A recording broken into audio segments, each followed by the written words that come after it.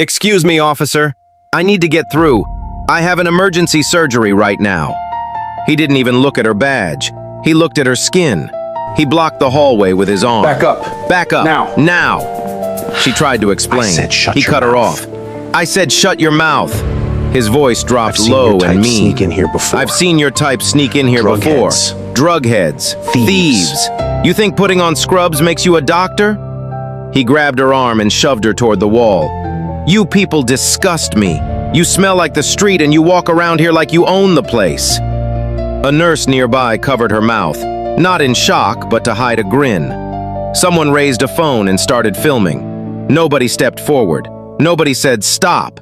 But every single person standing in that hallway, they had no idea what was coming. And when it came, not one of them would be laughing. To understand what happened in that hallway, you need to know who this woman really is. Doctor. Adrian Spencer grew up in the kind of neighborhood where ambulances took their time showing up. Public housing in Norfolk, Virginia. Cracked sidewalks, thin walls, the smell of mildew in every room. Her mother, Ruth, worked as a home health aide. 12-hour shifts wiping down strangers' kitchens and changing bed sheets for people who never once learned her last name. Her father left before Adrian turned 3.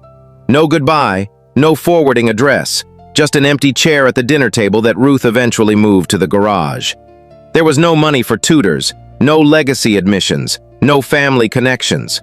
What Adrian had was a brain that wouldn't quit and a mother who told her the same thing every single morning before school. You're going to be something, baby, and nobody gets to tell you otherwise. Adrian believed her. She graduated top of her class from a public high school where half the students didn't finish. Full scholarship to the University of Virginia. Then medical school at Howard. Then the thing that made people's jaws drop. A fellowship in cardiothoracic surgery at Johns Hopkins, one of the most competitive programs in the country. Do you know how few black women become heart surgeons in America? You could fit them in a single room. Adrian didn't just enter that room, she kicked the door open. By 42, she was the head of cardiothoracic surgery at St. Crestfield Medical Center in Ridgemont, Virginia, the region's only Level 1 trauma center, the place where the worst cases ended up when every other hospital said, "We can't help you." Adrian could help. She always could. But here's the part that tells you who she really is. After everything, the degrees, the awards, the job offers from hospitals that had fountains in their lobbies, Adrian still drove a 2009 Honda Civic with a dent in the rear bumper. Her colleagues joked about it constantly. "Adrian, you literally hold people's hearts in your hands. Buy a new car." She'd just smile. "It runs fine." That was Adrian. No flash, no ego, just the work. Now let me set the scene for you. It was a Tuesday evening, late October, the kind of night where the rain doesn't pour, it just hangs in the air like a cold, gray curtain. Streetlights outside St. Crestfield glowed in soft orange halos. Wet leaves stuck to the pavement in front of the emergency entrance. Inside the hospital, it was shift change. The busiest, messiest hour of the day. Nurses trading clipboards, residents rubbing their eyes, the ER humming with that low, constant energy. Not chaos exactly, but close enough that you could feel it buzzing under your skin. The smell was what it always was. Antiseptic, stale coffee, the faint metallic tang of blood from Trauma Bay 2, where a car accident victim had come in 20 minutes earlier. Adrian had just finished a 6-hour triple bypass on a 71-year-old veteran named Walter. The surgery had gone beautifully. She peeled off her gloves, thanked her team one by one, she always did that, and stepped out of the OR. She walked the halls the way she always did, slowly, stopping to check on post-op patients, calling the janitor Lewis by name, asking a young resident if she'd eaten anything today. This was her hospital. These were her people. She didn't know it yet, but this was the last peaceful walk she'd take down these halls for a very long time. Because two things were about to collide. The first, a phone call from dispatch. A 56-year-old woman was being rushed to St. Crestfield by ambulance. Aortic dissection, the most lethal cardiac emergency there is. Without surgery, she'd be dead within the hour. And the only surgeon in 200 miles certified for that procedure was Adrian Spencer. The second, a cop named Dale Hoffman. Hoffman had been assigned to patrol the hospital's restricted corridors. Extra security, the chief's office had ordered, after a pharmacy break-in the month before. Most officers treated the assignment like what it was, boring hallway duty. But Hoffman wasn't most officers. He had 6 excessive force complaints in his file. Every single one involved a person of color, and every single one had been quietly dismissed.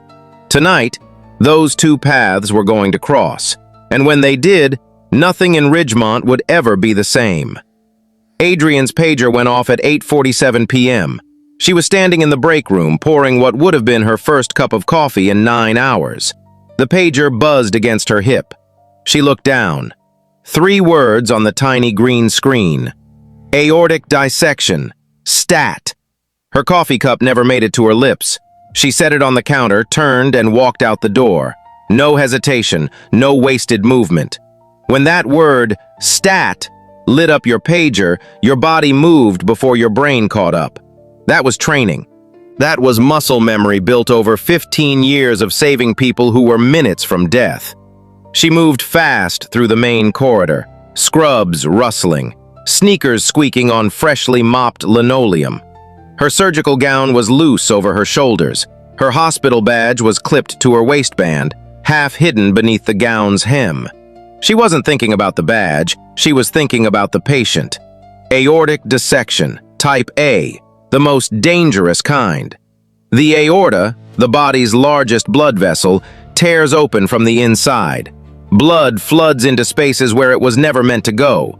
Without emergency repair, the survival rate drops by 1% for every minute that passes. Every single minute. Adrian turned left into the restricted access corridor that led to the surgical wing. It was the fastest route. She'd walked it 1,000 times. Her footsteps echoed off the walls. Fluorescent lights hummed overhead, one of them flickering in that tired, half-dead way that maintenance never seemed to fix. And that's where she met Dale Hoffman. He was leaning against the wall near the double doors, arms crossed, legs spread wide like he was guarding the entrance to a nightclub, not a hospital hallway. His uniform was crisp. His badge gleamed under the fluorescent light. His hand rested on his belt, fingers inches from his holster. He saw Adrian coming, a black woman, moving fast, in a restricted corridor. His brain made a decision before she even opened her mouth. "Hey!" His voice bounced off the tile walls, sharp, loud.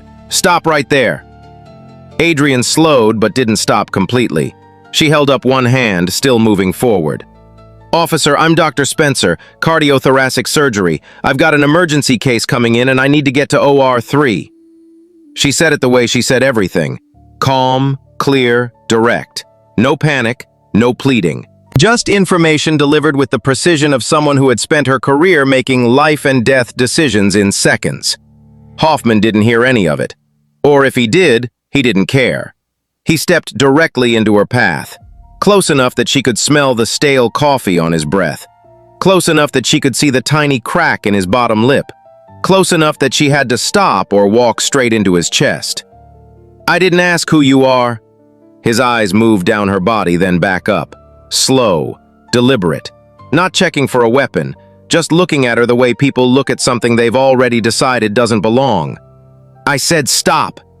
"Officer, I understand there's security protocol, but I am a surgeon at this hospital and I have a patient. And I have a job to do." He tilted his head slightly like a dog hearing a sound it doesn't recognize.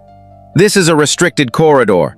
That means nobody comes through here without clearance. So unless you've got something better than a story, you can turn yourself right around." Adrian reached for her badge, slowly, carefully. The way every black person in America learns to move around police, like any sudden gesture could be the last one you ever make. "My badge is right here. If you just look at it, you'll see."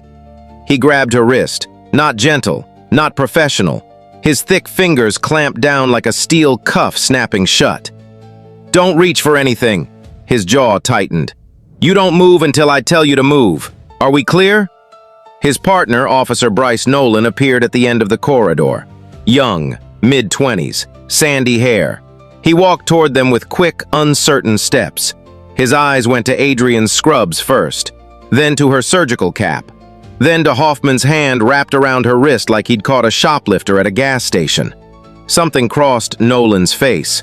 It looked a lot like doubt. Hoffman keyed his radio without breaking eye contact with Adrian. The static crackle filled the hallway like electricity. "Dispatch, this is Unit 14. I've got a suspicious individual in the restricted wing at St. Crestfield. Female, non-compliant, refusing to identify, possible unauthorized access, requesting backup confirmation." Every single word he spoke into that radio was a lie. She had complied. She had identified herself. She had shown no aggression whatsoever. But in Hoffman's version of events, the version that was now on the record, she was already a threat, already a suspect, already guilty of something she hadn't done and would never do. Adrian's jaw tightened, but her voice stayed level. Years of operating on dying patients while monitors screamed and blood filled the chest cavity had trained her to control every single muscle in her body, including the ones that wanted to scream. "My name is Dr. Adrian Spencer. I am the head of cardiothoracic surgery at this hospital. My badge is on my waist. I've been on staff here for 11 years. You can verify this with any nurse, any doctor, or the front desk. But right now, a patient is being brought in by ambulance who will die without surgery. So I am asking you, respectfully, to let me pass." Silence. Nothing but the hum of the fluorescent lights and the distant beeping of monitors down the hall. Hoffman stared at her. Then he smiled. It was the kind of smile that had no warmth in it at all. The kind of smile that said, "I've already made up my mind